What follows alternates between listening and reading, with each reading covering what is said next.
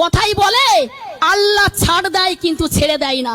প্রত্যেকটা ধর্মে একতা, ঐকতা, ভালোবাসা, মিলন বন্ধনের কথা লেখা নারায়ে তাকবীর, নারায়ে তাকবীর, নারায়ে তাকবীর।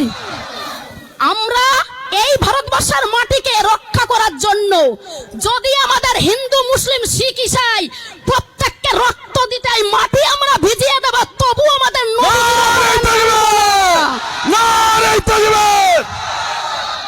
তবু আমাদের নবীজির অপমান মানব না। কারণ আমাদের বিশ্ব নবী হযরত মুহাম্মদ জি হচ্ছেন একজন শান্তির দূত, যিনি বলেছেন তোমার বাড়ির পাশে যদি কেউ যদি অনাহারে দিন কাটে, যদি তারা দুঃখে দারিদ্রতে থাকে, যদি তারা কষ্টে থাকে, তাদেরকে তোমার থেকে একটু খাবার তাদেরকে দাও।